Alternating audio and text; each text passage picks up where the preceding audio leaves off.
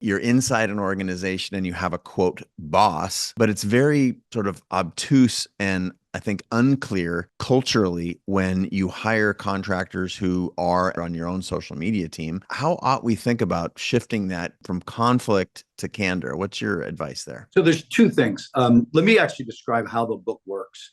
I believe that there are 10 critical shifts that most groups of people need to make while they're working together. You can call them a team, right?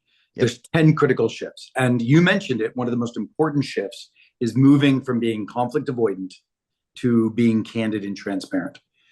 I think a lot of us are conflict avoidant. We're conflict avoidant even with our spouses. We're conflict avoidant with people. We think people are delicate. We're afraid of challenging and critiquing individuals. The first thing we need to do is set a new social contract. So every one of the chapters of the book gives you coaching on how to bring up this conversation. So one of the questions I ask a team leader or somebody like yourself to ask your team is this: do we challenge each other courageously? So you as a leader should say to the group of people working together, while we're working together in this project, we have to challenge each other courageously. We have to be willing to speak truth in the room. And if I catch anybody talking behind anyone's back in a way that you wouldn't say it to their face, then I'm going to bring it back to the group.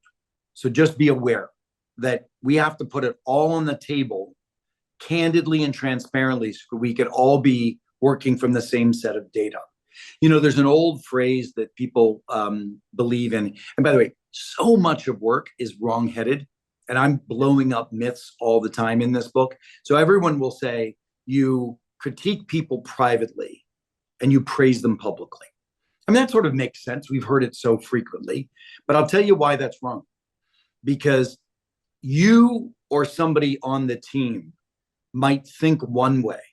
And if you challenge somebody in the room openly and you say, I think what you're doing here is wrong, or that was a misstep, etc.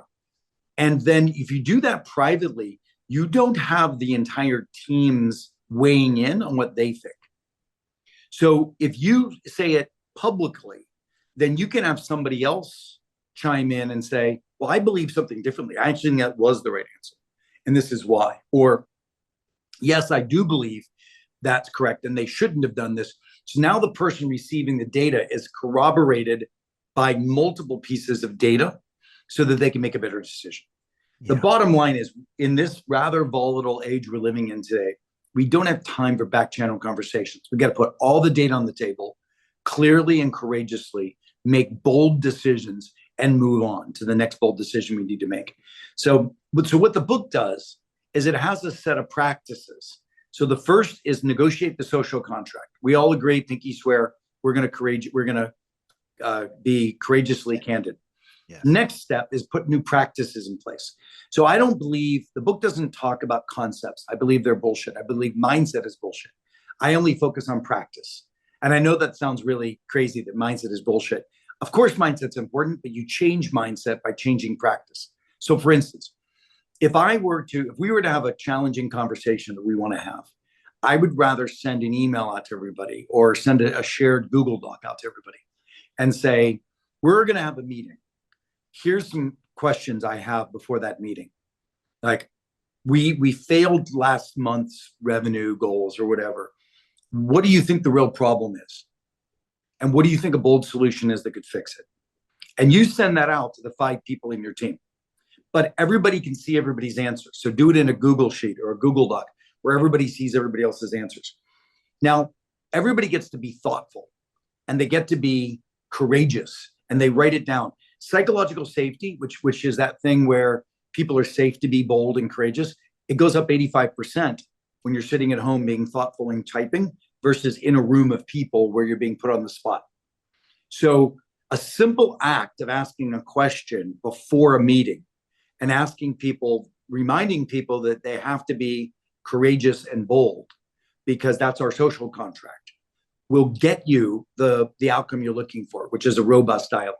So that's the point is you create a social contract and then you put a practice in place that makes it easy.